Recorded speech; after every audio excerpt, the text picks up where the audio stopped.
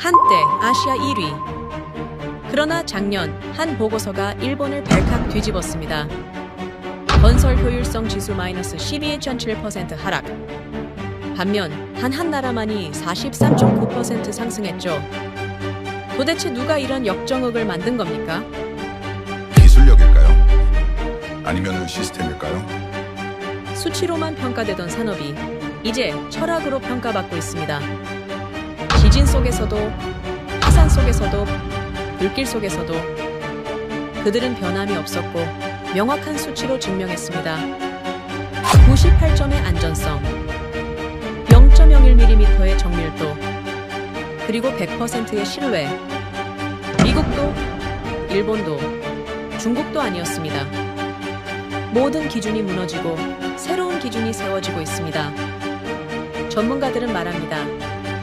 이건 산업이 아니라 철학이다. 세계의 눈이 이제 한 나라를 향하고 있습니다. 지금부터 그 놀라운 현장 속으로 들어가 보시죠. 미국에서 날아온 충격적인 이야기. 바로 시작합니다. 그리고 지금 어디에서 시청하고 계신지 댓글로 남겨주세요. 여러분의 이야기도 듣고 싶습니다. 그 전에 잠깐 1초 만에 누를 수 있는 좋아요 버튼을 꾹 눌러주시면 영상 제작에 큰 힘이 됩니다. 그럼 바로 사연 시작하겠습니다. 한국은 우리가 가르쳐준 기술로 먹고 사는 나라잖아요. 하버드 강의실, 일본인 아야코가 말했을 때였습니다. 주변 학생들이 잠시 눈치를 보다가 고개를 끄덕였어요. 저도 그 말에 동감했죠. 그런데 콜린스 교수님이 데이터 파일 하나를 화면에 띄웠습니다. 정말 그럴까요? 너무 편향된 시선으로 바라보군요. 그 순간부터 공기가 달라졌고 뭔가 큰일이 벌어질 거라는 걸 직감했습니다. 안녕하세요. 제 이름은 제시카 윌리엄스라고 합니다. 지난달 단 3시간 만에 저는 오랫동안 믿었던 모든 걸 의심하게 됐습니다. 그리고 깨달았습니다. 자신감과 자만은 종이 한 장 차이라는 걸 말이죠. 그날은 지난달 화요일 아침이었습니다. 하버드 디자인 3층 대형 강의실에서 오전 9시에 시작되는 특별 세미나가 열렸어요. 세미나 제목은 아시아 태평양 인프라 개발과 국가 경쟁력의 미래라는 거창한 이름이었습니다. 콜린스 교수님은 하버드에서 20년 넘게 건축 경제학을 가르치신 분이었고 특히 아시아에서 벌어지는 건설 산업의 변화를 추적하는 걸로 유명하셨죠. 이번 특강은 총 2주에 걸쳐서 강의 주제가 나뉘어 있었습니다. 저는 건축학 졸업 논문 주제를 찾기 위해 이 세미나에 등록했어요. 하버드의 고요한 강의실. 그날 공기가 묘하게 무거웠습니다. 창밖으로는 가을 햇살이 부드럽게 들어오고 있었고 캠퍼스의 단풍나무들은 붉게 물들어 있었어요. 강의실엔 25명 정도의 학생들이 앉아 있었는데 절반 이상이 아시아에서 온 유학생들이었습니다. 일본인 학생 3명, 중국인 학생 5명, 싱가포르에서 온 학생 2명이 보였어요. 그런데 한국인 학생은 단 1명도 없었습니다. 원래는 한국인 학생 3명이 등록되어 있었는데 마침 이번 주에 미국 동부 지역 건축학과 대표로 전국 설계 대회에 출전하게 되어서 모두 빠진 상태였다고 들었어요. 저는 뒷자리에 앉아서 노트북을 열고 강의 시작을 기다리고 있었죠. 교수님이 들어오셨습니다. 회색 재킷에 검은색 터틀넥을 입으신 모습이었고 손에는 태블릿 하나만 들고 계셨어요. 교수님은 단상 앞에 서서 우리를 천천히 둘러보시더니 조용히 입을 여셨습니다. 이번 특강 주제로는 오늘날 전 세계 건설 산업에서 벌어지고 있는 놀라운 변화를 집중적으로 다룰 거라는 설명이었죠. 특히 아시아에서 일어나고 있는 기술 경쟁과 국가 간 역학관계의 변화를 데이터로 분석할 예정이라고 하셨습니다. 교수님이 첫 번째 화면을 띄우셨을 때 강의실 분위기가 미묘하게 달라졌는데 화면에는 한국과 일본, 아시아 건설의 현주소라는 제목이 크게 떠 있었어요. 교수님은 차분한 목소리로 말씀하셨죠. 오늘날 건설 산업에서 가장 흥미로운 현상 중 하나가 바로 한국과 일본의 위치 변화라는 설명이었습니다. 그러면서 오늘 첫 교시에서는 그 변화의 실체를 데이터로 확인해보는 시간이 될 거라고 하셨어요. 바로 그때였습니다. 앞자리에 앉아있던 아야코 타나카가 손을 번쩍 들었어요. 아야코는 일본 도쿄의 명문 고등학교를 수석으로 졸업한 뒤 도쿄대학교 건축학과를 나왔다고 들었습니다. 하버드 석사과정 2년차였고 수업 때마다 일본 기술의 우수성을 강조하는 걸로 유명했죠. 아야코의 눈빛엔 자신감이 아니라 자만이 있었습니다. 그녀는 정중하면서도 단호한 어조로 교수님께 의견을 냈어요.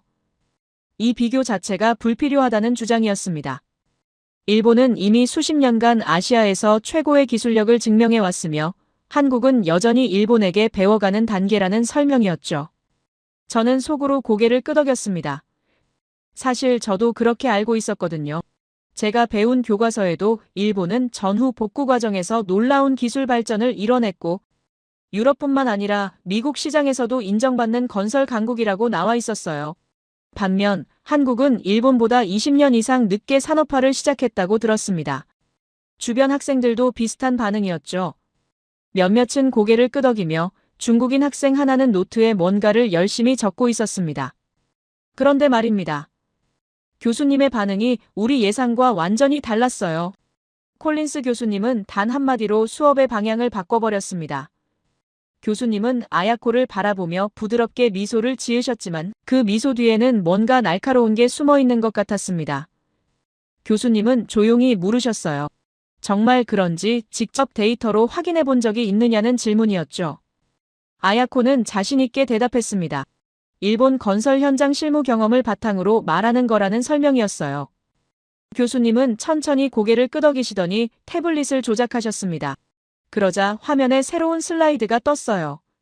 전세계 건설 경쟁력 종합평가 지수라는 제목의 큰 그래프였습니다. 지난 10년간의 변화를 보여주는 자료였죠. 중국에서는 가파르게 상승하다가 정체되어 있었고 일본은 완만하게 내려가고 있었어요. 그런데 말입니다. 한국의 선이 정말 놀라웠습니다. 꾸준히 상승하더니 최근 몇 년 사이 일본을 추월했고 중국마저 따라잡고 있었어요. 강의실이 술렁이기 시작했습니다. 저도 충격을 받았어요. 한국이 일본을 추월했다는 게 이렇게까지 명확하게 나타날 줄은 몰랐거든요.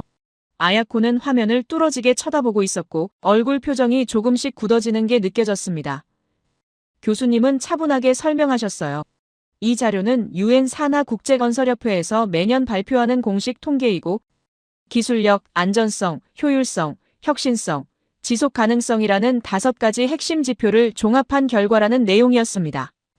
저는 그때까지 단순한 과제를 한다고 생각했을 뿐이었습니다. 하지만 교수님의 말씀을 듣는 순간 이건 단순한 비교가 아니라는 걸 깨달았어요. 어쩌면 우리가 당연하게 믿어왔던 상식 자체가 이미 낡은 지식일 수도 있다는 뜻이었죠.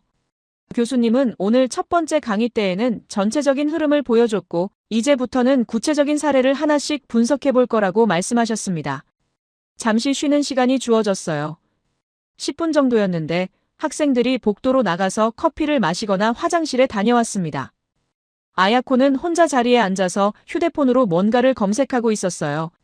저는 창가에 서서 캠퍼스를 바라보며 생각했습니다. 얼마 뒤 모두가 다시 자리로 돌아왔습니다. 교수님이 단상에 서시면서 이제 본격적으로 구체적인 사례를 살펴볼 거라고 말씀하셨어요. 특히 한국과 일본이 직접 맞붙었던 역사적인 프로젝트를 중심으로 분석할 예정이라는 설명이었습니다. 교수님이 화면을 바꾸셨고 쌍둥이 빌딩 2개가 하늘을 찌를 듯 솟아있는 사진이 나타났어요. 말레이시아 쿠알라룸푸르의 페트로나스 트윈타워였습니다. 교수님께서 이 건물의 특별한 점을 설명하기 시작하셨어요. 1993년에 시작된 이 프로젝트는 높이가 452m에 달하는 쌍둥이 초고층 빌딩이었고 당시 세계에서 가장 높은 건물을 목표로 설계되었다는 내용이었습니다. 그런데 말입니다. 이 프로젝트의 가장 흥미로운 점은 2개의 타워를 서로 다른 나라가 맡았다는 거였어요. 타워1은 일본의 하자마 건설이, 타워2는 한국의 삼성물산이 각각 책임지고 지었다는 설명이었죠. 영상 속 공사 현장은 지옥 같았습니다. 하지만 깃발은 태극기였어요. 교수님이 당시 건설 현장을 담은 기록 영상을 틀어주셨는데 화면 속에서는 수백 명의 인부들이 40도가 넘는 열대기후 속에서 땀을 흘리며 일하고 있었습니다. 높이 400m가 넘는 곳에서 철골을 용접하고 콘크리트를 부어넣고 하루도 쉬지 않고 공사를 진행하는 모습이었어요. 카메라가 한 작업장을 클로즈업했는데 태극기가 바람에 펄럭이고 있었고 그 옆에서 한국 기술자들이 도면을 펼쳐놓고 점검하고 있었습니다. 아야코가 손을 들었어요. 그녀는 당연히 일본 측이 먼저 완공했을 거라고 생각한다는 의견을 냈습니다. 일본의 하자마 건설은 아시아에서 가장 오래되고 신뢰받는 건설사 중 하나였고 경험과 기술력에서 앞섰을 거라는 설명이었죠. 게다가 일본 측이 35일 먼저 공사를 시작했다는 사실도 덧붙였어요. 저도 그렇게 생각했습니다. 35일이나 먼저 시작했으면 당연히 일본이 먼저 끝냈을 거라고 여겼죠. 교수님은 조용히 미소를 지으시더니 다음 슬라이드로 넘어가셨습니다. 화면에 큰 글씨로 1996년 3월 6일 새벽 한국 측 타워2 먼저 완공이라는 문장이 떴어요. 그 아래에는 작은 글씨로 일본보다 11일 빠름, 35일 늦게 시작했음에도 라고 적혀 있었습니다. 강의실이 발칵 뒤집혔습니다. 학생들이 웅성거리기 시작했고 누군가는 작은 소리로 믿을 수 없다고 중얼거렸어요. 저도 믿을 수가 없었습니다. 35일이나 늦게 시작했는데 11일이나 먼저 끝냈다는 게 놀라웠거든요. 아야코는 얼굴이 하얗게 변했고 입을 약간 벌린 채 화면만 응시하고 있었습니다. 교수님께서 더 자세한 데이터를 보여주셨어요. 일본 하자마 건설은 1993년 11월 첫째 주에 공사를 시작했고 한국 삼성물산은 같은 해 12월 둘째 주에 뛰어들었다는 기록이었습니다. 그러니까 한국은 정확히 35일 뒤에 출발한 셈이었죠. 그런데 놀랍게도 1996년 3월 마지막 층을 올리는 작업에서 한국이 먼저 깃발을 꽂았다는 설명이었어요. 새벽 5시였다고 합니다. 아야코가 다시 손을 들었습니다. 이번엔 목소리가 약간 떨리는 게 느껴졌어요. 그녀는 이건 우연이거나 날씨 운이 좋았을 거라는 주장을 펼쳤습니다. 말레이시아는 열대기후라 비가 자주 오는데 어쩌면 일본 측 공사 현장에 비가 더 많이 왔을 수도 있다는 설명이었죠. 교수님은 고개를 끄덕이시며 아야코의 의견을 경청하셨습니다. 그리고 나서 조용히 대답하셨어요. 흥미로운 가설이지만 기상청 데이터를 확인해보면 한국 측 공사 현장에 비가 더 많이 내렸다는 사실을 알 수 있다는 설명이었습니다. 교수님이 다음 화면을 띄우셨고 거기에는 1993년부터 1996년까지 쿠알라룸푸르 지역의 월별 강수량 데이터가 나와 있었어요. 타워2가 있던 지역이 타워1보다 평균 15% 더 많은 비를 맞았다는 기록이었습니다. 아야코는 더 이상 아무 말도 하지 못했어요.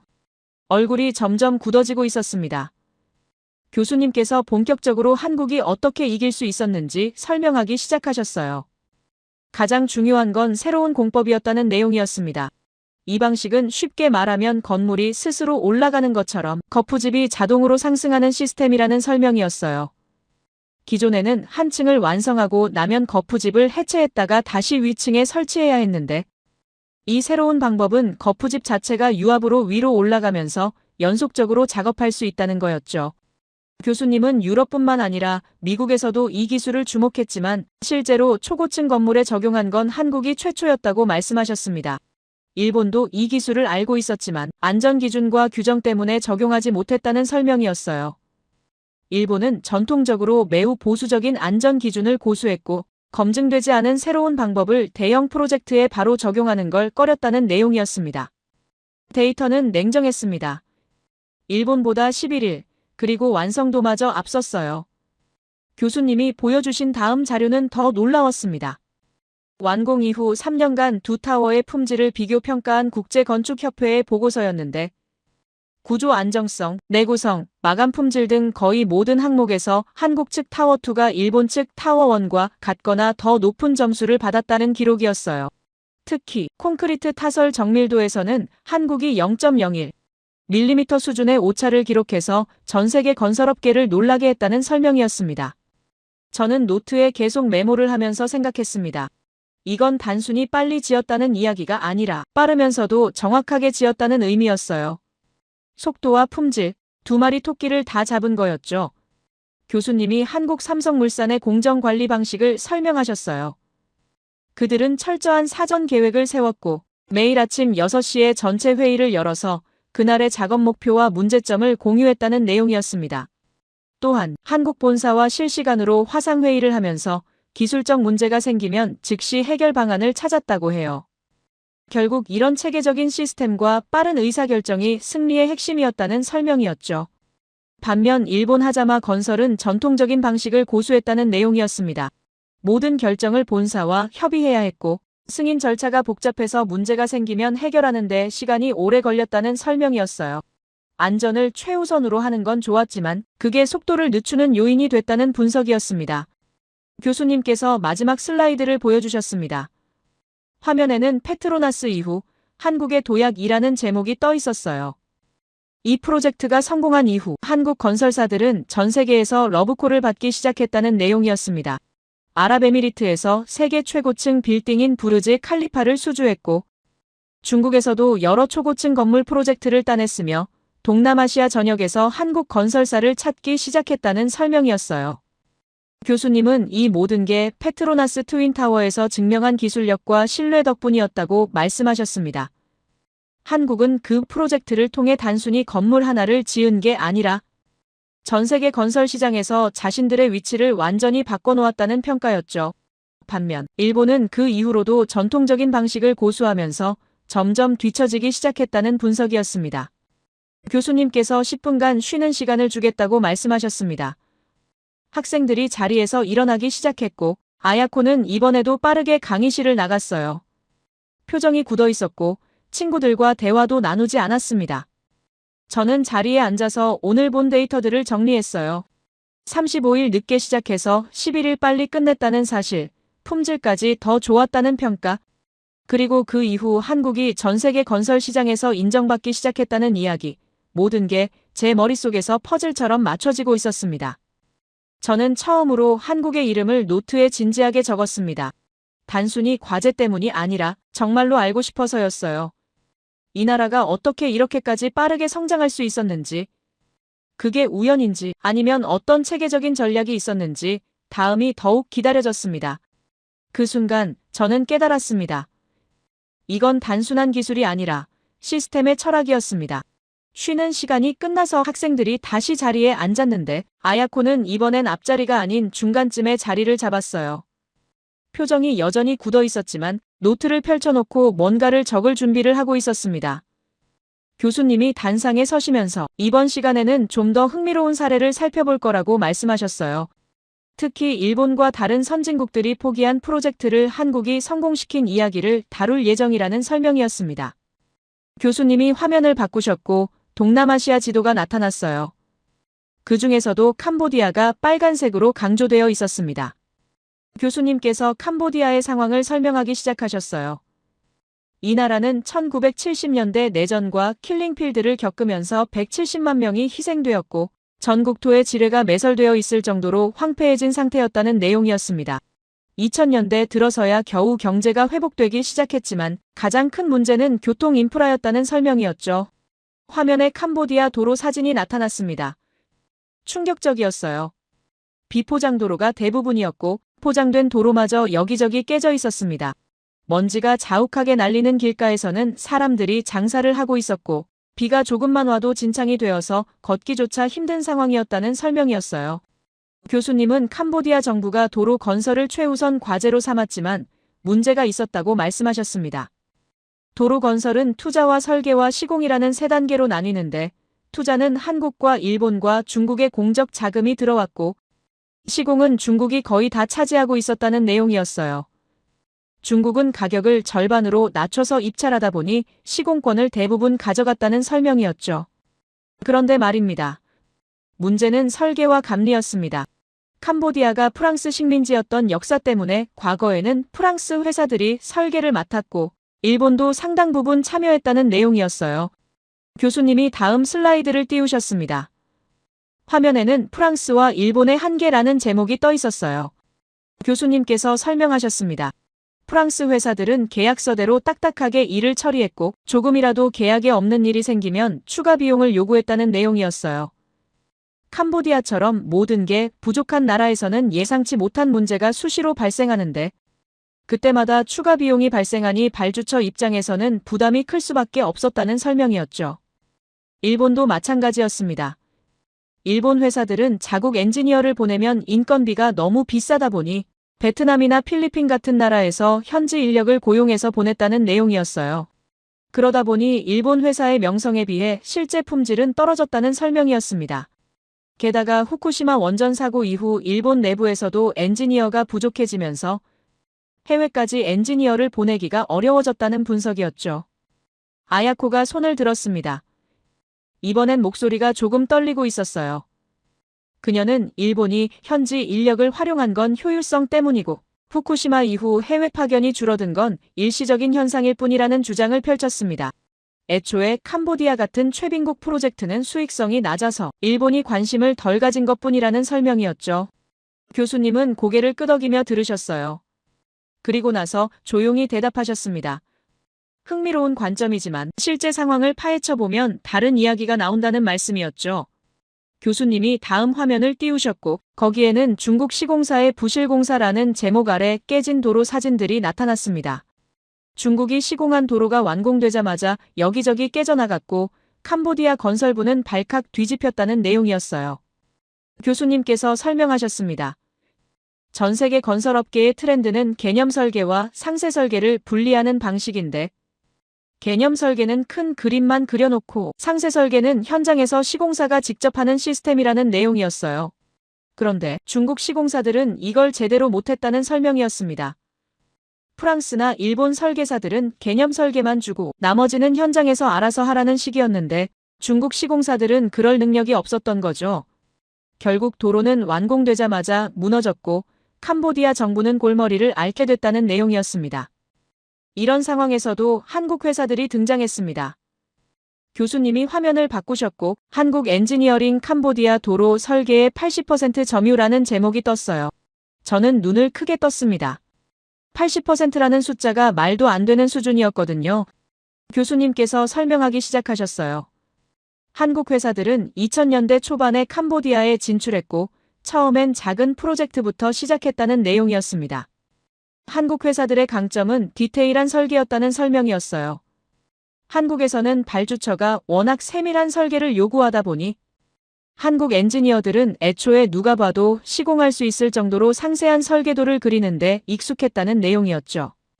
그러다 보니 중국 시공사처럼 기술력이 부족한 회사라도 한국이 그린 설계도만 있으면 제대로 된 결과물을 만들어낼 수 있었다는 설명이었습니다. 교수님이 실제 사례를 보여주셨어요. 한국의 한 회사가 설계하고 중국이 시공한 도로는 완공 후 3년이 지났는데도 멀쩡했고 반면 프랑스가 설계하고 중국이 시공한 도로는 6개월 만에 균열이 생겼다는 기록이었습니다.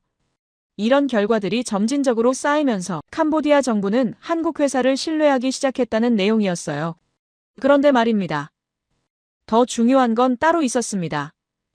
교수님께서 말씀하셨어요. 한국 회사들은 계약서에 없는 일도 기꺼이 해줬다는 설명이었습니다. 캄보디아 발주처가 추가 요청을 하면 프랑스나 일본 회사들은 계약서를 들이밀며 추가 비용을 요구했지만 한국 회사들은 생각해보면 큰 문제가 아니면 그냥 해결해줬다는 내용이었어요. 발주처와의 관계를 중요하게 여겼고 장기적인 신뢰를 쌓는 게 더 중요하다고 판단했던 거죠. 교수님이 캄보디아 공무원의 인터뷰 영상을 틀어주셨습니다. 화면 속 공무원은 한국 엔지니어들이 자신들의 어려운 사정을 이해해주고 법대로만 하지 않고 유연하게 대처해줬다고 말하고 있었어요. 그러면서 한국 회사들 덕분에 도로 품질이 강력하게 개선됐다고 평가했습니다. 저는 그 영상을 보면서 뭔가 뭉클한 감정이 들었어요. 아야코가 다시 손을 들었습니다. 이번엔 목소리가 더 떨리고 있었어요. 그녀는 한국이 가격 경쟁력으로 이긴 거지 순수 기술력에서는 여전히 일본이 앞선다는 주장을 펼쳤습니다. 또한 일본이 캄보디아 같은 프로젝트에 소극적인 건 수익성이 낮아서이지 기술이 없어서가 아니라는 설명이었죠. 교수님은 조용히 미소를 지으시더니 대답하셨어요. 그럼 캄보디아 정부가 평가한 기술 점수를 보자는 제안이었습니다. 교수님이 다음 화면을 띄우셨고 거기에는 설계 품질 평가 점수라는 제목 아래 여러 나라의 점수가 나와 있었어요. 한국 92점, 프랑스 87점, 일본 84점이었습니다. 이건 순수하게 설계 품질만을 평가한 점수이고 가격은 전혀 반영되지 않은 지표라는 설명이었죠. 아야코는 더 이상 아무 말도 하지 못했습니다. 얼굴이 창백해졌고 손으로 이마를 짚고 있었어요. 교수님께서 마지막으로 한마디 덧붙이셨습니다. 결국 한국이 캄보디아 도로 설계의 80%를 점유하게 된 건 가격 때문이 아니라 기술력과 신뢰와 유연성 덕분이었다는 평가였어요. 프랑스와 일본은 선진국의 방식을 고집했지만 한국은 캄보디아의 상황에 맞춰서 일했고 그게 성공의 비결이었다는 설명이었습니다. 저는 노트에 계속 메모를 하면서 생각했습니다. 이건 단순히 건설 기술의 문제가 아니라 사람을 대하는 태도의 차이였다는 걸 깨달았어요. 한국은 설계했고 중국은 무너졌습니다. 교수님이 보여주신 비교 사진이 그걸 명확하게 증명하고 있었죠. 교수님께서는 더 극적인 이야기를 들려주겠다고 말씀하셨어요.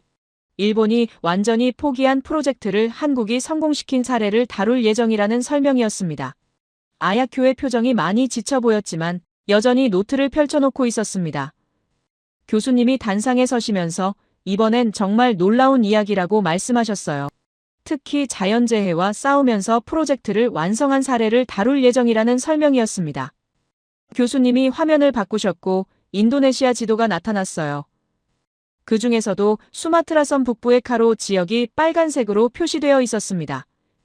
교수님께서 이 지역의 상황을 설명하기 시작하셨어요. 카로 지역은 시나붕 화산 근처에 있는 오지 중의 오지였고 400년 만에 화산이 다시 활동을 시작한 곳이라는 내용이었습니다. 이곳에 수력 발전소를 짓는다는 계획이 나왔을 때 전 세계 건설사들이 고개를 저었다는 설명이었죠. 화면에 카로 지역 사진이 나타났습니다. 충격적인 광경이었어요. 비포장 산길이 구불구불 이어져 있었고 주변은 온통 화산재로 뒤덮여 있었습니다. 마을 사람들은 외부인을 적대시했고 칼을 들고 쫓아오는 일도 있었다는 설명이었어요. 교수님은 일본을 비롯한 여러 나라의 건설사들이 이 프로젝트를 검토했지만 모두 포기했다고 말씀하셨습니다. 교수님이 자료를 보여주셨어요. 일본의 한 대형 건설사가 이 프로젝트를 검토하는데 5분도 걸리지 않았다는 기록이었습니다. 수익성 계산서를 보자마자 포기를 결정했다는 내용이었죠.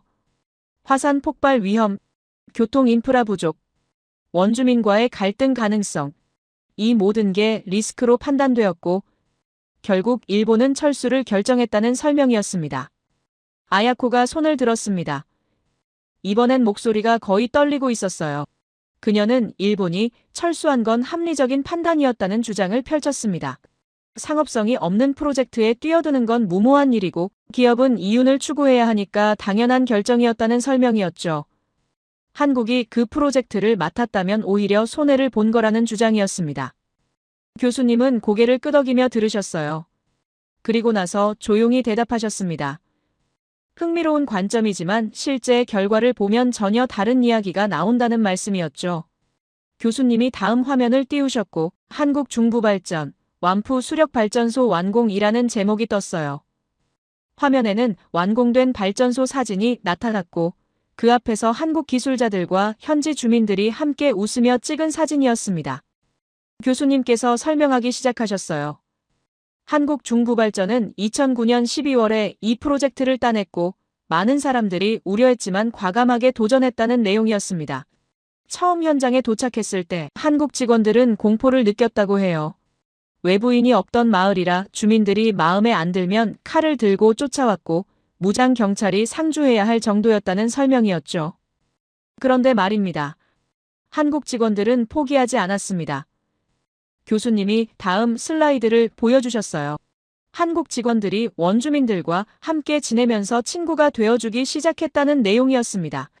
심하게 낙후된 카로 지역의 도로를 포장해주고 공동 화장실을 지어주고 일자리를 제공했다는 설명이었어요. 또한 보육원을 지원하고 컴퓨터 교실을 운영하고 학교에 교재와 장학금을 지급했다는 내용이었죠. 교수님이 현지 주민 인터뷰 영상을 틀어주셨습니다. 화면 속 주민은 처음에는 한국 사람들을 믿을 수 없었지만 그들이 진심으로 자신들을 도와주는 걸 보고 마음을 열었다고 말하고 있었어요. 이제는 한국 사람들만 보면 무엇이든 도와달라고 할 정도로 신뢰하게 됐다는 설명이었습니다. 화산재 속에서 깃발이 보였습니다. 그건 붉은 원이 아닌 태극이었어요. 교수님께서 더 놀라운 사실을 말씀하셨어요. 2016년에 시나붕 화산이 실제로 폭발했고 송전탑이 녹아내렸다는 내용이었습니다. 이런 상황에서도 한국 직원들은 현장을 지켰고 송전탑을 다시 세웠다는 설명이었죠. 같은 해에 상업 운전을 시작했고 45메가와트 용량으로 55만 가구에 안정적으로 전기를 공급하고 있다는 내용이었습니다. 아야코가 다시 손을 들었습니다. 이번엔 목소리가 거의 떨리고 있었어요. 그녀는 그래도 상업성이 없는 프로젝트라서 한국이 손해를 봤을 거라는 주장을 펼쳤습니다. 일본이 포기한 건 결국 올바른 판단이었다는 설명이었죠. 교수님은 조용히 미소를 지으시더니 대답하셨어요. 그럼 실제 수익 데이터를 보자는 제안이었습니다. 교수님이 다음 화면을 띄우셨고 거기에는 완푸 수력발전소 수익 현황이라는 제목 아래 숫자들이 나와 있었어요.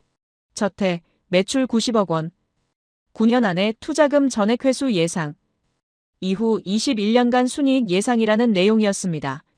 게다가 인도네시아 전력청이 이 발전소의 전기를 수력발전 최고 금액으로 구매하고 있다는 설명이었죠. 교수님께서 마지막으로 말씀하셨습니다. 이게 차이입니다. 일본은 리스크를 계산하고 포기했지만 한국은 도전했고 성공했다는 평가였어요. 한국은 이익만 본 게 아니라 인도네시아 정부와 주민들의 신뢰까지 얻었고 그 신뢰는 돈으로 환산할 수 없는 자산이 됐다는 설명이었습니다. 일본이 떠난 자리에서 한국은 남았습니다. 교수님이 카로 군수의 인터뷰를 보여주셨어요. 화면 속 군수는 한국 수력발전소가 지역의 자랑이라고 말하고 있었고 한국 회사가 지역 주민들의 삶의 질을 높였다고 평가했습니다. 저는 그 영상을 보면서 눈물이 글썽해지는 걸 느꼈어요. 아야코는 더 이상 손을 들지 않았습니다. 그녀는 노트북을 덮고 고개를 숙이고 있었어요. 옆에 앉은 일본인 학생 친구가 어깨를 두드렸지만 아야코는 반응이 없었습니다. 저는 그 모습을 보면서 복잡한 감정이 들었어요. 생각해보면 아야코도 나쁜 사람은 아니었거든요.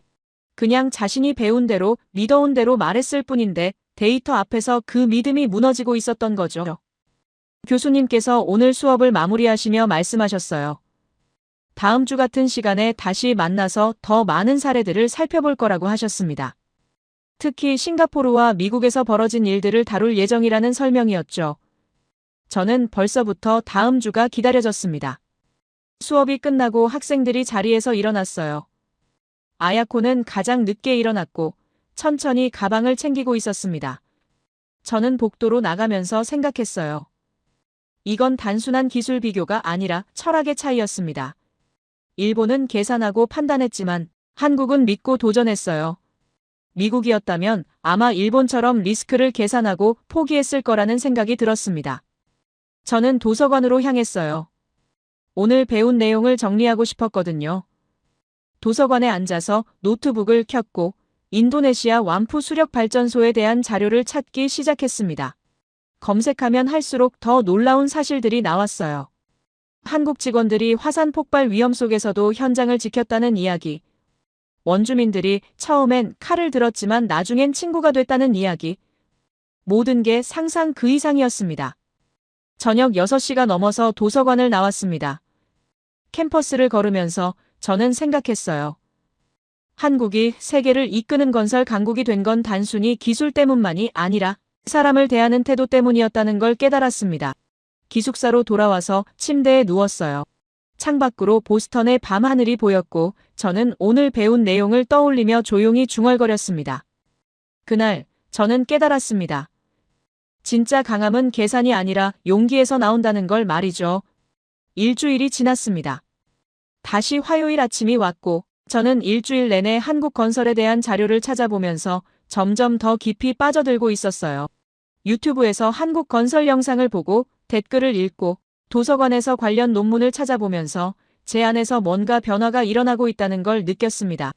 오전 9시, 저는 평소보다 10분 일찍 강의실에 도착했어요. 아야코도 이미 와 있었는데 이번엔 맨 뒷자리에 앉아 있었습니다. 표정이 많이 지쳐 보였어요.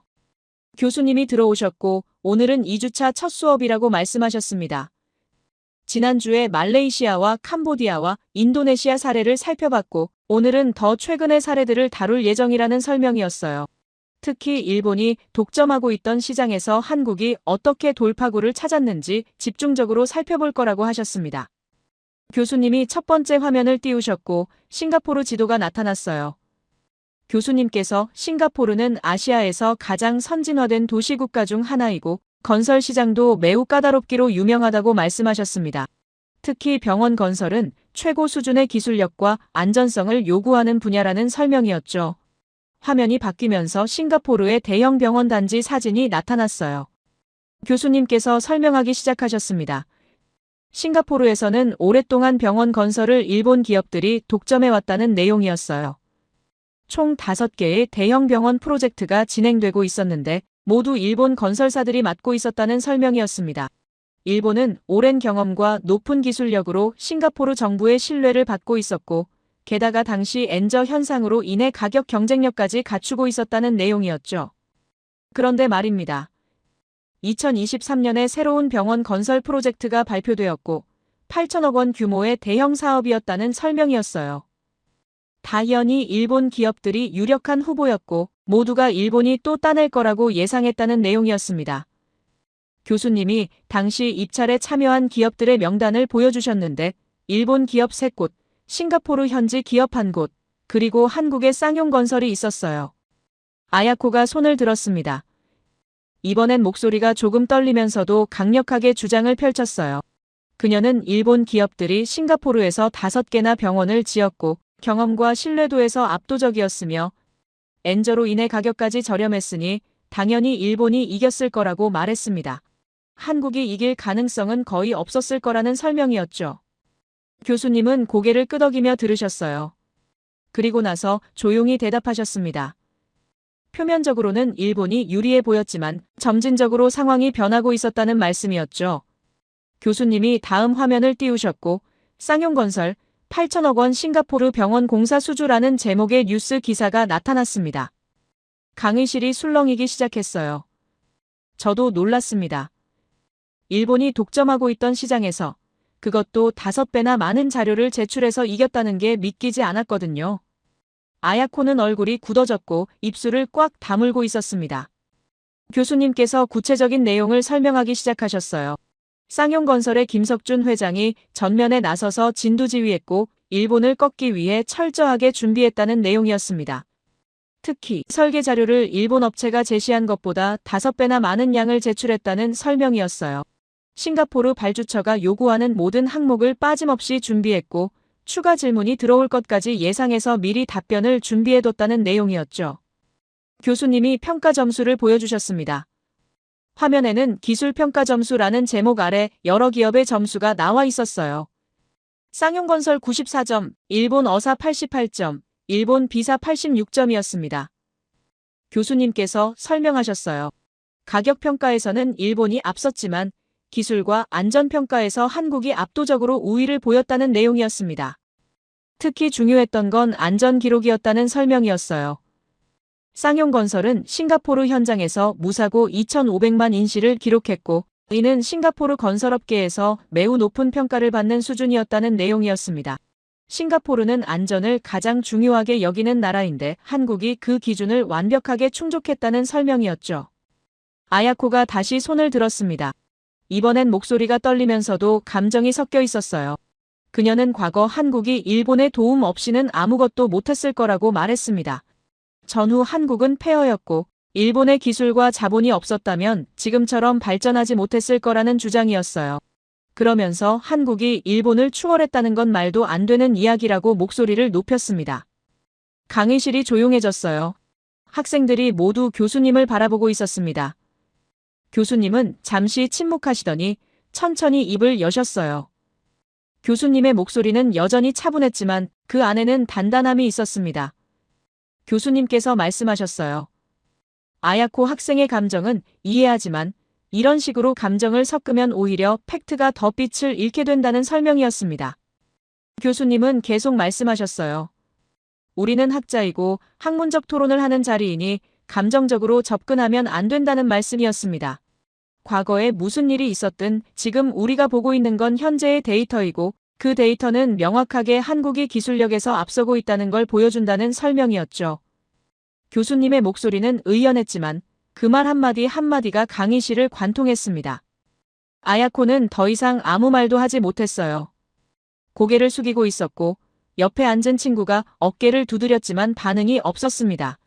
저는 그 모습을 보면서 복잡한 감정이 들었어요. 교수님께서 다음 화면을 띄우셨고 일본은 5개를 지었고 한국은 6번째를 빼앗았습니다. 라는 문장이 화면에 떴습니다. 교수님께서 마지막으로 설명하셨어요. 결국 쌍용건설이 이 프로젝트를 따낸 건 가격 때문이 아니라 기술력과 안전성과 신뢰 덕분이었다는 평가였습니다. 일본은 과거의 경험에 의존했지만 한국은 현재의 기술력으로 승부했고 싱가포르 정부는 미래를 선택했다는 설명이었죠. 저는 노트에 계속 메모를 하면서 생각했습니다. 생각해보면 이건 단순히 한 프로젝트의 승패가 아니라 시대의 변화를 보여주는 상징적인 사건이었다는 걸 깨달았어요. 교수님이 단상에 서시면서 가장 최근에 벌어진 조금 무거운 일을 다룰 예정이라고 말씀하셨습니다. 바로 올해 초 미국 로스앤젤레스에서 발생한 산불 이야기라는 설명이었어요. 교수님이 화면을 바꾸셨고 붉은 불길에 휩싸인 로스앤젤레스의 사진이 나타났습니다. 충격적인 사건이었죠. 수천 채의 집들이 불타고 있었고 하늘은 온통 검은 연기로 뒤덮여 있었습니다. 교수님께서 설명하기 시작하셨어요. 2025년 1월 7일부터 31일까지 로스앤젤레스 광역권에서 다발적으로 산불이 발생했다는 내용이었습니다. 팰리세이즈 산불, 이튼 산불, 허스트 산불 등 최소 7개의 산불이 동시에 발생했고 강풍으로 인해 빠르게 번졌다는 설명이었어요. 특히 센타에나 강풍이라는 건조한 바람이 불길을 키웠고 이런 상황에서도 소방당국은 속수무책이었다는 내용이었습니다. 교수님은 캘리포니아 남부가 애초에 지중해성 기후와 사막성 기후의 점이지대에 위치해서 산불에 취약한 구조라고 설명하셨어요. 문제는 2022년과 2023년 사이에 폭우가 쏟아져서 초목이 자라났는데 다시 건조한 기후로 돌아가면서 말라버린 초목이 불쏘시개 역할을 했다는 분석이었습니다. 게다가 한여름에는 낮 온도가 40도를 넘어가서 식물이 광합성을 하지 못하고 말라 죽을 정도였고 이번 산불은 인구가 밀집된 주거지역을 강타했기 때문에 피해가 더욱 컸다는 설명이었죠. 교수님이 다음 화면을 띄우셨습니다. 화면에는 붉은 불길 속 유일하게 남은 건 회색의 집이었습니다. 라는 문장이 크게 떠 있었어요. 그 아래에는 산불 현장 사진이 있었는데 주변의 모든 목조주택들은 완전히 전소되어 검게 그을린 잔해만 남아 있었지만 단 한 채의 회색 건물만 멀쩡히 서 있었습니다. 교수님께서 설명하셨어요. 이 건물은 한국식 콘크리트 구조로 지어진 주택이었고 주변의 모든 목조주택들이 불에 타버렸지만 이 집만 살아남았다는 내용이었습니다. 소유주는 미국 베벌리 힐스의 부동산 개발업자였고 최근에 한국 건축을 배우러 서울을 방문했던 사람이라는 설명이었죠. 교수님이 그 부동산 개발업자의 인터뷰 영상을 틀어주셨습니다. 화면 속에서 그녀는 작년에 친구의 소개로 한국식 콘크리트 주택을 보게 됐고 처음에는 별 관심이 없었지만 산불 위험 때문에 고민하다가 한국 건축을 연구하기 시작했다고 말하고 있었어요. 그리고 서울에서 본 아파트들의 시스템에 충격을 받았고 돌아와서 자신의 집을 한국식으로 짓기로 결정했다는 설명이었습니다. 특히 인상적이었던 건 그녀가 말한 한국 아파트의 안전 시스템이었어요. 콘크리트 구조, 내화 설계, 자동 스프링클러, 이중창 모든 것이 화재를 대비한 구조였다는 내용이었습니다. 그녀는 한국에서 본 건축 철학이 상상 그 이상이었다고 평가했어요. 단순히 집을 짓는 게 아니라 생명을 지키는 구조를 만드는 거였다는 설명이었죠. 교수님이 미국 언론 보도를 보여주셨습니다. 로스앤젤레스 타임즈, CNN, 여러 매체에서 이 한국식 주택을 다뤘고 왜 미국은 이렇게 짓지 않느냐는 질문이 쏟아졌다는 내용이었어요. 특히 미국 건축업계가 관심을 보이기 시작했고 여러 건설사에서 한국 기술 도입을 검토하고 있다는 설명이었습니다. 교수님께서 미국 소방당국의 평가를 보여주셨어요. 화면에는 한국의 스프링클러 시스템과 피난 설계가 인상적이라는 제목의 보고서가 나타났습니다. 교수님은 미국 정부 담당자들이 한국의 화재 안전 시스템에 큰 관심을 보였고 자료를 더 달라고 요청했다는 내용을 설명하셨어요. 특히 환경 분야 담당관은 한국 아파트의 에너지 효율에 놀랐고 이중창과 단열 시스템, 태양광 발전까지 검토하고 싶다고 했다는 설명이었죠.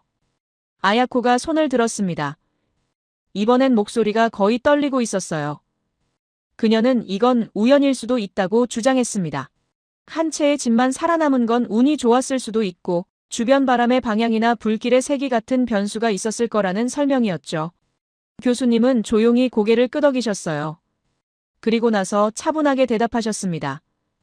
과학의 우연은 없습니다. 라는 말씀이었어요. 교수님의 목소리는 낮았지만 단단했습니다. 교수님께서 설명하셨어요. 이 집 주변의 다른 주택들도 모두 같은 조건에 있었고, 같은 바람을 맞았고, 같은 불길에 노출됐다는 내용이었습니다. 차이는 단 하나, 구조였다는 설명이었죠. 교수님이 한국식 콘크리트 구조의 특징을 설명하기 시작하셨어요. 외벽은 내화벽돌과 화강암으로 시공되고, 목재로 보이는 부분도 사실은 특수 처리된 불연 자재이고, 이중벽 구조는 화재는 물론 지진에도 강하다는 내용이었습니다. 특히 자동 스프링클러 시스템은 화재 감지와 동시에 작동하고, 정전이 되어도 72시간 동안 비상전력으로 작동한다는 설명이었어요. 교수님께서 마지막으로 말씀하셨습니다. 이게 한국입니다. 라는 한마디였어요. 교수님의 목소리는 낮았지만 그 한마디가 강의실 전체를 관통했습니다. 한국은 단순히 건물을 짓는 게 아니라 사람의 생명을 지키는 구조를 만든다는 설명이었죠. 미국이 목조주택의 전통을 고집하는 동안 한국은 안전을 최우선으로 생각했고 그 결과가 로스앤젤레스 산불에서 증명됐다는 평가였습니다. 교수님이 미국 SNS 반응을 보여주셨어요. 화면에는 수많은 댓글들이 스크롤되고 있었습니다. 왜 우리는 이렇게 짓지 않았을까? 한국 기술을 배워야 한다. 내 집도 한국식으로 리모델링하고 싶다. 이런 반응들이 쏟아지고 있었다는 내용이었어요. 특히 베벌리 힐스의 상류층 사이에서 한국식 콘크리트 주택이 트렌드가 되고 있다는 설명이었습니다. 교수님께서 미국 보험회사들의 움직임도 언급하셨어요. 목조주택의 보험료를 크게 올리려고 준비 중이고, 반면 콘크리트 구조주택은 보험료를 낮춰주는 방안을 검토하고 있다는 내용이었습니다. 결국 시장이 움직이기 시작했고 한국 건축이 미국에서도 인정받기 시작했다는 설명이었죠. 저는 노트에 계속 메모를 하면서 생각했습니다. 생각해보면 이건 단순히 한 채의 집이 살아남은 이야기가 아니라 건축 철학의 차이를 보여주는 사건이었다는 걸 깨달았어요. 미국이었다면 아마 전통을 고수하면서 같은 실수를 반복했을 거라는 생각이 들었습니다. 저는 강의를 들으며 정말 많은 걸 배웠고 제 안에서 큰 변화가 일어났다는 걸 느꼈습니다. 교수님이 들어오시며 오늘 마지막 특강 수업이라고 말씀하셨습니다. 모든 데이터를 종합해서 한국과 일본의 현재 위치를 명확하게 정리할 예정이고 이 모든 걸 통해 우리가 배워야 할 교훈을 이야기할 거라는 설명이었어요. 교수님은 오늘 수업이 가장 중요할 거라고 덧붙이셨습니다. 교수님이 첫 번째 화면을 띄우셨고 최종 대결 데이터가 말하는 진실이라는 제목이 나타났어요. 교수님께서 지난 2주 동안 우리가 살펴본 모든 사례를 정리하기 시작하셨습니다. 말레이시아 페트로나스 트윈타워에서 한국이 일본보다 11일 빨리 완공했고 캄보디아에서 한국이 도로 설계의 80%를 점유했으며 인도네시아 화산지대에서 일본이 포기한 프로젝트를 한국이 성공시켰고 싱가포르에서 일본의 독점을 깨뜨렸으면 미국 산불에서 한국식 주택만 살아남았다는 내용이었습니다. 교수님이 다음 화면을 띄우셨고 안전성 평가 최종 점수라는 제목이 나타났어요. 화면에는 큰 숫자들이 떠 있었습니다. 한국 98점, 독일 93점, 일본 89점, 중국 84점이었어요. 이건 전 세계 건설협회가 평가한 최신 안전성 지표라는 설명이었습니다. 기술력, 시공 품질, 사고율, 안전관리 시스템, 모든 걸 종합한 점수라는 내용이었죠. 아야코가 손을 들었습니다. 이번엔 목소리가 많이 떨리고 있었어요. 그녀는 마지막으로 한 가지만 말하고 싶다고 했습니다. 일본은 과거 수십 년간 쌓아온 경험과 신뢰가 있고 최근 몇 년의 데이터만으로 전체를 판단할 수는 없다는 주장이었어요. 특히 지진 기술에서만큼은 일본이 여전히 세계를 이끄는 위치에 있다는 설명이었죠. 교수님은 고개를 끄덕이며 들으셨어요. 그리고 나서 조용히 대답하셨습니다. 좋은 지적이라는 말씀이었죠. 그럼 지진 기술 데이터도 한번 보자는 제안이었습니다. 교수님이 다음 화면을 띄우셨고 2016년 구마모토 지진 피해 분석이라는 제목이 나타났어요. 교수님께서 설명하기 시작하셨습니다. 2016년 4월 일본 규슈 지역에서 규모 7.3의 강진이 발생했고 일본 건물 28채가 완전히 붕괴됐다는 내용이었어요. 그런데 같은 지역에 있던 한국 기업이 설계한 건물들은 단 한 채도 무너지지 않았다는 설명이었습니다. 교수님은 일본 정부의 공식 보고서를 인용하시며 한국 설계 건물의 내진 설계가 일본 기준보다 우수했다는 평가를 받았다고 말씀하셨어요. 강의실이 정적에 잠겼습니다. 학생들이 모두 숨을 죽이고 있었고 누군가 작은 소리로 오 하고 탄성을 질렀어요. 아야코는 더 이상 아무 말도 하지 못했습니다. 그녀는 고개를 숙이고 있었고 손으로 얼굴을 가렸어요. 옆에 앉은 일본인 학생 친구가 어깨를 감싸 안았지만 아야코는 미동도 하지 않았습니다. 교수님께서 마지막 슬라이드를 보여주셨어요. 화면에는 값싼 건 인건비가 아니라 자만심이었습니다. 라는 문장이 크게 떠 있었습니다. 교수님의 목소리는 잔잔했지만 칼날 같았습니다. 교수님은 조용히 말씀하셨어요. 일본은 과거의 명성에 의존했지만 한국은 현재의 기술력으로 승부했다는 평가였습니다. 일본은 전통을 고집했지만 한국은 혁신을 선택했다는 설명이었죠. 교수님께서 계속 말씀하셨어요. 특히 일본의 문제는 아날로그식 문화 때문에 신기술을 쉽게 받아들이지 못한다는 점이라는 분석이었습니다. 일본 기업들은 모든 결정을 본사와 협의해야 했고 승인 절차가 너무 복잡했으며 새로운 공법이나 기술을 도입하는데 오랜 시간이 걸렸다는 내용이었어요. 반면 한국은 빠른 의사결정과 현장 중심의 문화 덕분에 새로운 기술을 즉시 적용할 수 있었다는 설명이었습니다. 교수님이 구체적인 예를 들어주셨어요. 페트로나스 트윈타워에서 한국이 사용한 셀프 클라이밍 폼 공법을 일본도 알고 있었지만 내부 검토와 승인 절차 때문에 적용하지 못했다는 내용이었습니다.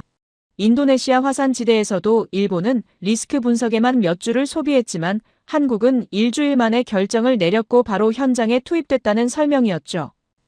교수님께서 말씀하셨어요. 결국 답이 안 나와서 일본이 빠진 게 아니라 결정을 내리는 과정 자체가 너무 느렸다는 분석이었습니다. 현대 건설 시장은 속도를 요구하는데 일본은 여전히 20세기 방식으로 일하고 있었다는 평가였어요. 반면 한국은 21세기 시장에 맞춰서 진화했고 그게 성공의 핵심이었다는 설명이었습니다. 아야코의 눈동자가 흔들렸습니다. 그게 끝이었어요. 그녀는 천천히 가방을 챙기기 시작했고 얼굴이 붉어지는 게 보였습니다. 그리고 갑자기 자리에서 일어났어요. 교수님이 말씀을 멈추시고 아야코를 바라보셨지만 아야코는 고개를 숙인 채 빠르게 강의실을 나갔습니다. 다른 학생들도 놀란 표정으로 서로를 쳐다봤어요. 강의실이 다시 정적에 잠겼습니다. 교수님은 잠시 침묵하시더니 천천히 입을 여셨어요. 감정적으로 받아들이는 건 자연스러운 일이지만 우리는 학자로서 데이터를 직시해야 한다는 말씀이었습니다. 아야코가 돌아오든 안 돌아오든 진실은 변하지 않는다는 설명이었죠. 강의 후 10분간의 쉬는 시간이 주어졌어요. 학생들이 복도로 나가서 수군거리고 있었고 저는 자리에 앉아서 생각했습니다. 아야코가 어떤 기분일지 상상이 됐어요. 자신이 평생 믿어온 게 무너지는 걸 보는 건 충격적인 일이었을 테니까요. 하지만 동시에 저는 교수님이 옳다는 걸 알고 있었습니다. 생각해보면 진실을 외면하는 건 더 큰 문제를 만들 뿐이니까요. 강의실로 다시 들어왔을 때 분위기가 조금 달라져 있었습니다. 아야코의 빈자리가 눈에 띄었지만 학생들은 조용히 앉아서 교수님을 기다리고 있었어요. 저는 제자리에 앉으면서 생각했습니다. 마지막 시간이라는 게 믿기지 않았어요. 2주 동안 정말 많은 걸 배웠고 제 안에서 큰 변화가 일어났다는 걸 느꼈습니다.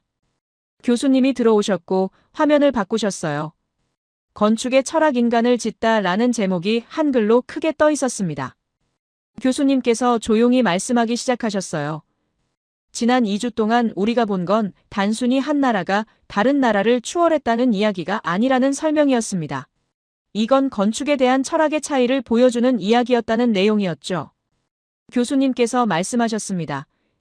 일본은 기술을 완벽하게 만드는 데 집중했지만 한국은 사람을 지키는 데 집중했다는 분석이었어요.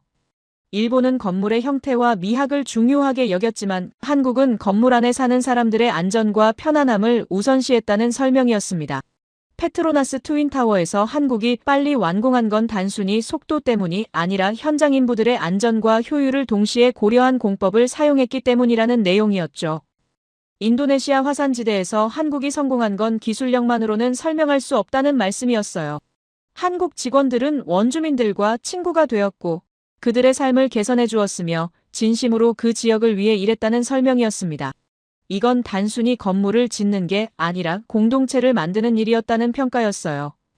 결국 한국건설의 핵심은 기술이 아니라 사람이었다는 설명이었죠.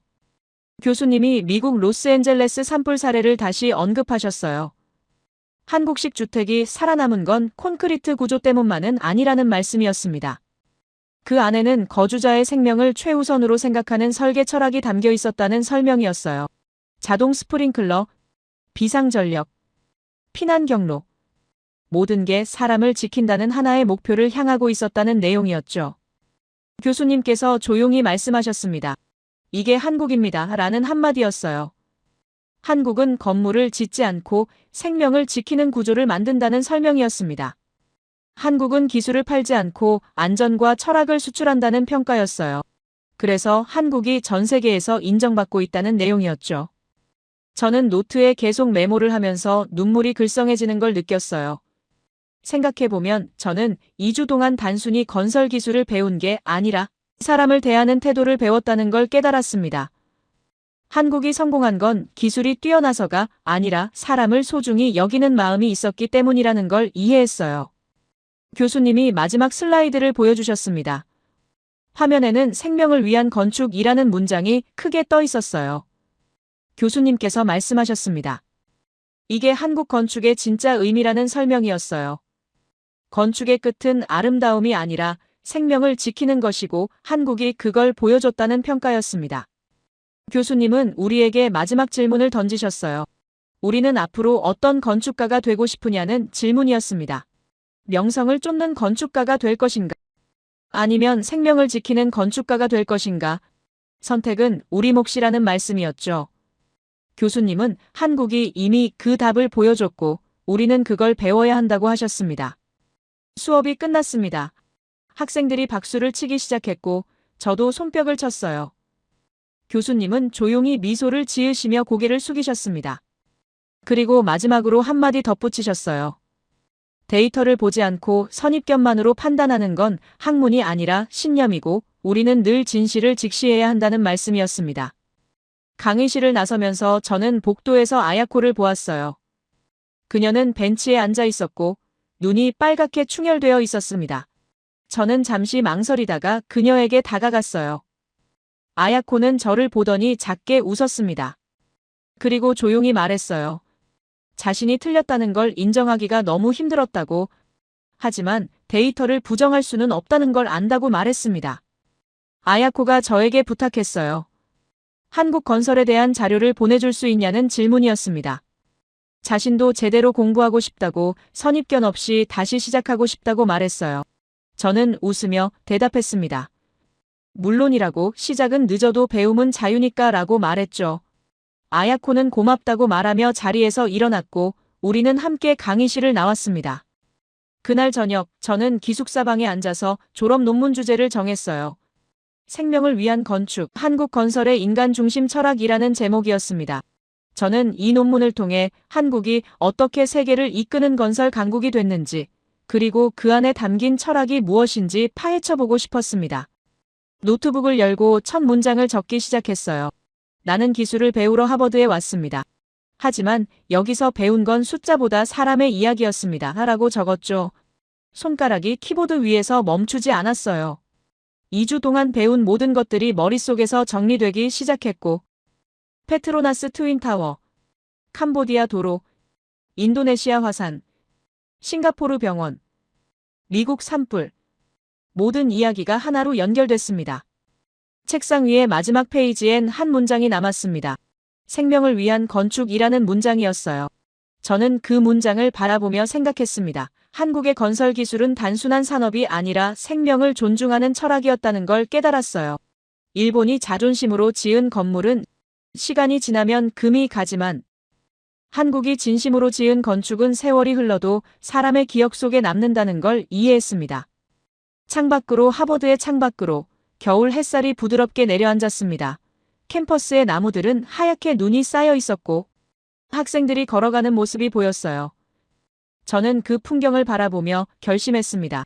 졸업 후에는 한국에 가서 직접 그 철학을 배우고 싶다고, 한국 건설사에서 인턴십을 하고 싶다고, 그리고 언젠가는 저도 생명을 지키는 건축가가 되고 싶다고 생각했어요. 몇 주 후 교수님께 논문 초안을 보여드렸습니다. 교수님은 천천히 읽으시더니 미소를 지으셨어요. 그리고 조용히 말씀하셨습니다. 이제 내가 나보다 더 잘 안다라는 한마디였죠. 저는 그 말을 듣고 얼굴이 빨개졌지만 가슴이 뿌듯했습니다. 교수님은 이 논문이 많은 사람들에게 영감을 줄 거라고 말씀하셨어요. 학기가 끝나고 저는 아야코와 커피를 마셨습니다. 그녀는 많이 달라져 있었어요. 표정이 밝아졌고 한국 건설에 대한 자료를 열심히 공부하고 있다고 말했습니다. 특히 한국의 안전 시스템에 관심이 많다고, 자신도 졸업 논문 주제를 한국 건축의 안전 철학으로 바꿨다고 말했어요. 저는 웃으며 말했습니다. 함께 공부하면 좋겠다고, 우리가 배운 걸 전 세계에 알리면 좋겠다고 말했죠. 그날 이후 저는 한국에 대한 공부를 점진적으로 늘려갔습니다. 한국어를 배우기 시작했고 한국 건축 관련 논문을 찾아 읽었으며 한국 건설사의 프로젝트를 분석했어요. 이런 상황에서도 제 열정은 식지 않았고 오히려 더 커져갔습니다. 저는 상상 그 이상으로 한국에 매료되어 있었어요. 졸업식 날 저는 단상에 올라가서 우수 논문상을 받았습니다. 제 논문이 학과에서 가장 높은 평가를 받았다는 설명이었어요. 저는 상을 받으며 생각했습니다. 이 모든 게 교수님 덕분이고 데이터 덕분이고 진실을 직시한 덕분이라고 생각했죠. 그리고 무엇보다 한국 덕분이라고 생각했습니다. 지금 저는 한국행 비행기 표를 예약했습니다. 다음 달에 서울로 가서 한국 건설사에서 인턴십을 시작할 예정이에요. 애초에 불가능할 거라고 생각했던 일들이 하나씩 이루어지고 있습니다. 저는 한국에서 직접 그 철학을 배우고 현장을 보고 사람들을 만나고 싶습니다. 그날 이후 저는 건축을 짓는다는 말의 의미를 다시 정의하게 되었습니다. 건축은 단순히 건물을 세우는 게 아니라 사람의 생명을 지키고 공동체를 만들고 미래를 준비하는 일이라는 걸 배웠어요. 한국이 그걸 보여줬고 저는 그걸 평생 기억하며 살아갈 겁니다. 2025년 겨울 하버드 강의실에서 시작된 이 여정은 제 인생을 바꿔놓았습니다. 저는 더 이상 일본이 최고라고 믿지 않습니다. 하지만 동시에 일본을 무시하지도 않아요. 저는 이제 데이터를 보고 진실을 직시하며 선입견 없이 판단하는 법을 배웠습니다. 그리고 무엇보다 사람을 중심에 두는 철학이 얼마나 중요한지 깨달았어요. 앞으로 저는 생명을 지키는 건축가가 되고 싶습니다.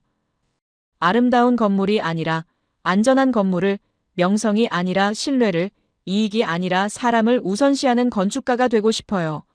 한국이 보여준 그 길을 따라가고 싶습니다. 미국의 많은 도시들이 한국 건축을 주목하고 있습니다. 로스앤젤레스뿐만 아니라 샌프란시스코, 뉴욕, 시카고에서도 한국식 안전 시스템을 도입하려는 움직임이 있어요. 저는 그 과정에 참여하고 싶습니다. 한국과 미국을 연결하는 다리가 되고 싶어요. 두 나라가 함께 더 안전한 건축 문화를 만들어가는데 기여하고 싶습니다. 교수님께서 마지막으로 해주신 말씀이 계속 기억에 남습니다. 데이터는 거짓말하지 않는다. 하지만 우리의 선입견은 진실을 가린다라는 말씀이었어요. 저는 이 말을 평생 잊지 않을 겁니다. 그리고 항상 진실을 향해 나아가는 사람이 되고 싶습니다.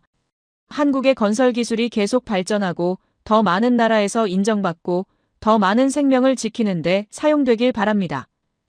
그리고 저도 그 일에 작은 보탬이 되길 바랍니다.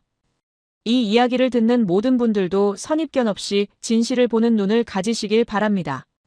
마지막으로 건축의 진짜 의미는 생명을 지키는 것이고 한국이 그걸 세상에 보여줬다는 걸 기억해 주시길 바랍니다.